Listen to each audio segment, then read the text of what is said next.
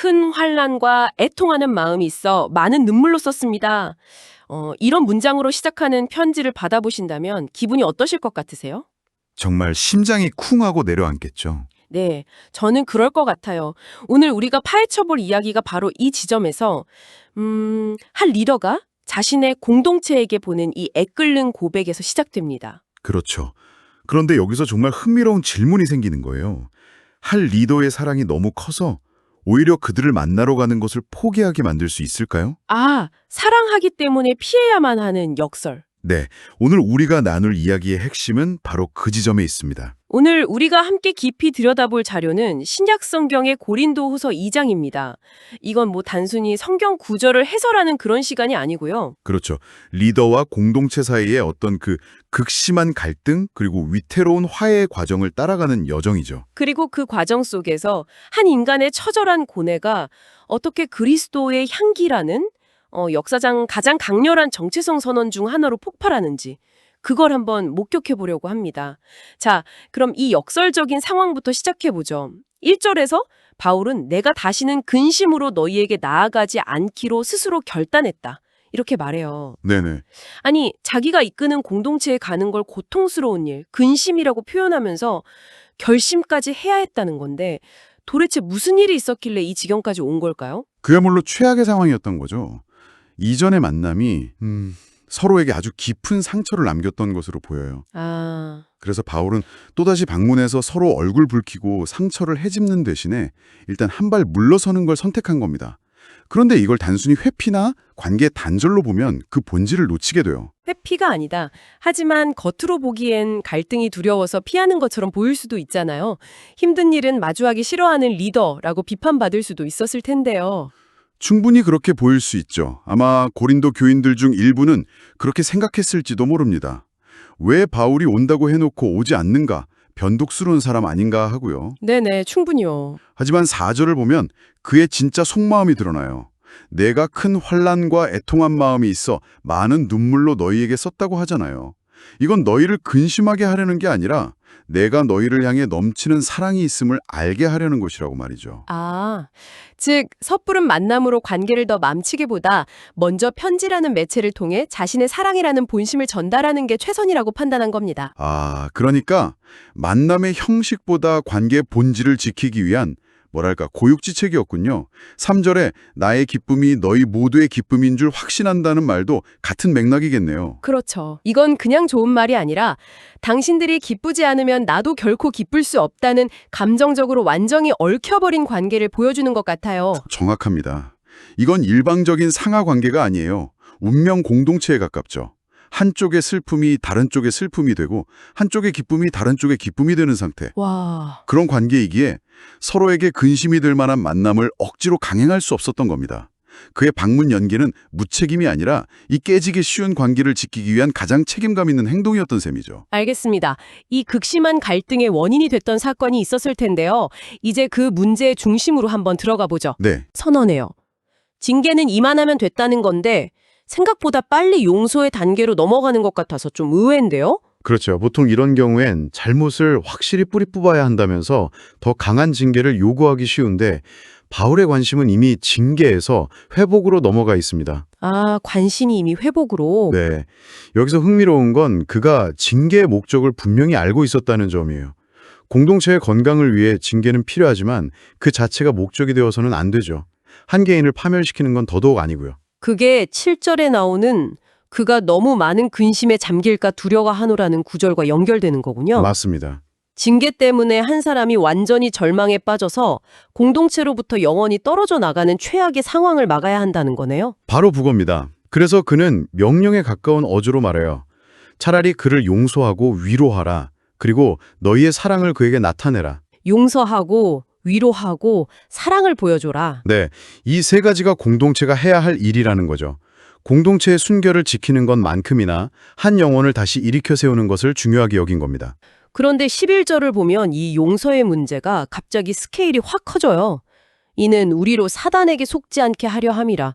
우리가 그 괴계를 알지 못하는 바가 아니로라. 네, 갑자기 분위기가 좀 달라지죠? 그냥 한 사람을 용서하는 윤리적인 문제를 넘어서 갑자기 사탄과의 영적 전쟁 이야기로 비화하거든요. 이 연결은 솔직히 현대적인 관점에서 보면 좀 과장된 것처럼 들리기도 해요. 한 사람 용서 안 하는 게 어떻게 사탄에게 속는 게 될 수 있을까요? 아주 날카로운 질문입니다.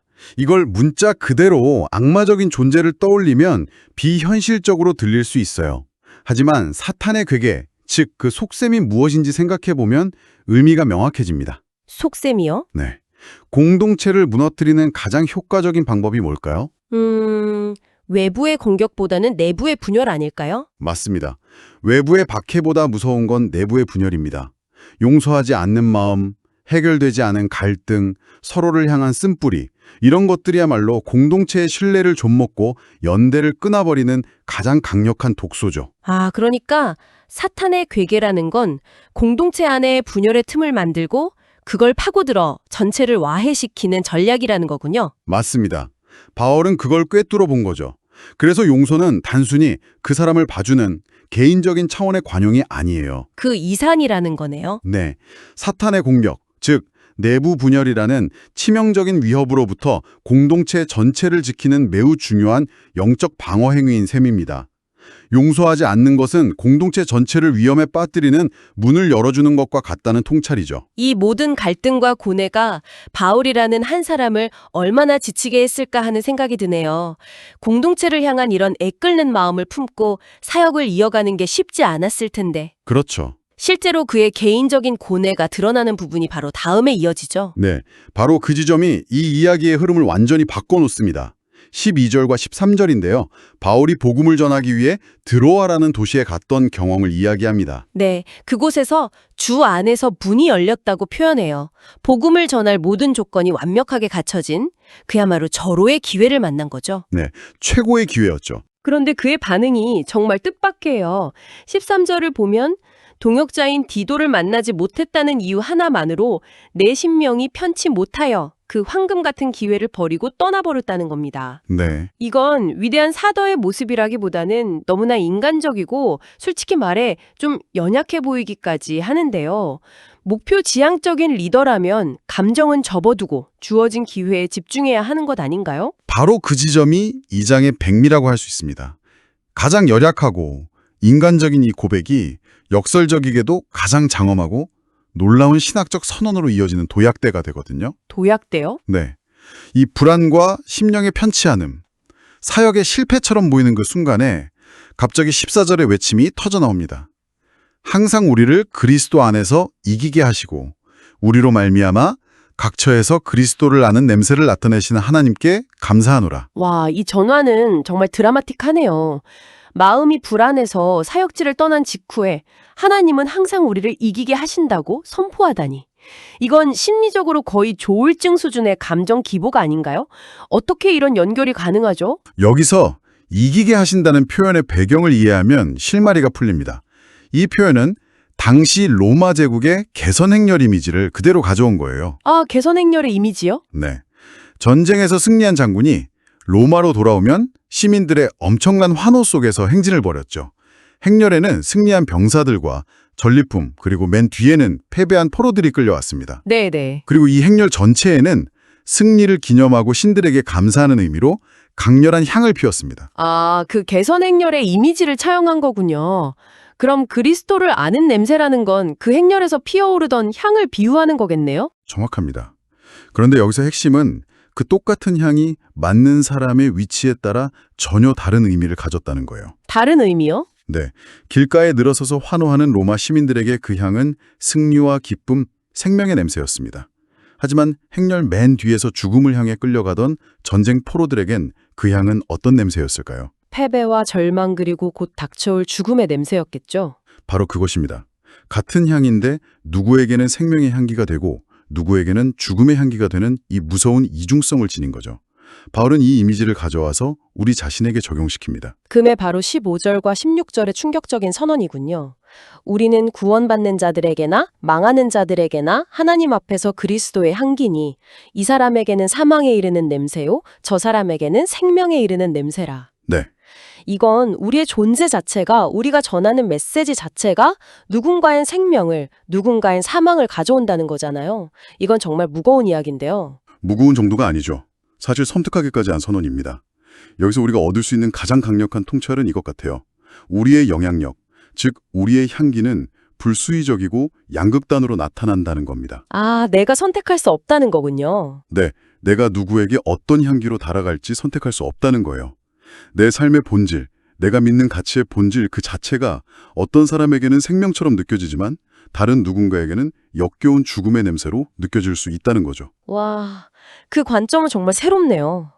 우리는 보통 좋은 영향력을 끼쳐야 한다고 생각하잖아요. 모두에게 좋은 사람, 좋은 향기가 되어야 한다고요. 그렇죠. 그런데 지금 말씀은 그게 불가능할 뿐만 아니라 어쩌면 복음의 본질도 아니라는 거네요. 진짜 도전은 모두에게 좋은 향기가 되는 게 아니라 어떤 반응이 오더라도 진정성 있는 향기를 내는 것이라는 말씀이시군요. 그렇습니다. 그래서 바울은 곧바로 이렇게 되묻잖아요. 누가 이 일을 감당하리요? 이건 수사적인 질문이 아니라 이 엄청난 무게에 짓눌린 실제적인 탄식입니다. 아, 내 존재가 누군가를 죽음에 이르게 할 수도 있다는 이 엄청난 책임을 대체 누가 감당할 수 있겠냐는 거죠. 바로 그 책임감 때문에 17절의 결론이 나오는 거군요. 우리는 수많은 사람들처럼 하나님의 말씀을 팔아먹는 장사꾼이 아닙니다.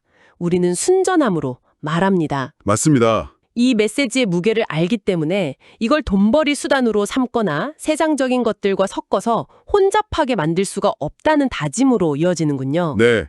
말씀을 전하는 것이 마치 길거리에서 물건 팔듯이 하는 행위가 될 수 없다는 선언이죠. 왜냐하면 이 상품은 누군가에게는 생명이, 누군가에게는 죽음이 될 수 있는 말 그대로 폭발물 같은 것이니까요. 그래서 순전하게 받은 그대로 전해야 한다는 강력한 사명감으로 마무리되는 겁니다. 오늘 탐구의 여정을 잠시 되짚어보죠. 한 리더의 고통스러운 편지에서 시작했습니다. 네. 사랑하기 때문에 오히려 피해야만 했던 역설적인 상황을 봤고요. 공동체의 회복을 위해 징계를 넘어 용서로 나아가야 하는 이유, 그리고 그 용서가 공동체를 지키는 영적 방어선이 된다는 통찰도 얻었습니다. 그리고 마침내 한 인간의 가장 깊은 불안의 순간에서 터져나온 그리스도의 향기라는 정체성에 대한 폭발적인 선언까지 함께 살펴봤습니다. 이 2000년 전의 이야기가 오늘 우리에게 던지는 질문은 여전히 유효하고 또 강력합니다. 네, 당신이 속한 공동체, 그게 가정이든 직장이든 친구 모임이든 그 안에서 갈등이 생겼을 때 당신은 어떻게 행동하시나요? 관계의 본질을 지키기 위해 때로는 한 발 물러서는 고통을 감수할 준비가 되어 있으신가요? 더 나아가 당신의 존재, 당신의 말과 행동은 주변 사람들에게 어떤 냄새로 기억되고 있을까요? 모두에게 좋은 냄새를 풍기려 애쓰고 있나요? 아니면 그럴 수 없다는 사실을 받아들이고 내 고유의 진정성 있는 향기를 내뿜고 있나요? 그 향기가 누군가에게는 불편함이나 거부감을 줄 수 있다는 사실까지도 감당하면서 말이죠. 결국 이 모든 이야기는 바울 자신이 던졌던 그 마지막 질문으로 돌아옵니다. 누가 이것을 감당하리요? 맞습니다. 내 존재가 누군가에게는 생명의 향기가 되고 또 다른 누군가에게는 사망의 냄새가 될 수 있다는 이 엄청난 정체성의 무게. 우리 각자의 삶에서 무언가를 대표하고 어떤 신념을 드러내며 살아갈 때 우리는 필연적으로 이 양극단의 반응에 부딪히게 됩니다. 이 무게를 우리는 어떻게 감당해야 할까요? 흥미롭게도 오늘 본문은 이 질문에 대한 쉬운 답을 주지 않습니다. 그저 그 질문의 무게를 우리 어깨에 그대로 올려놓을 뿐이죠. 어쩌면 그 답은 바로 당신의 삶 속에서 매일의 선택을 통해 스스로 찾아내야 할 몫으로 남겨져 있는 것 같습니다.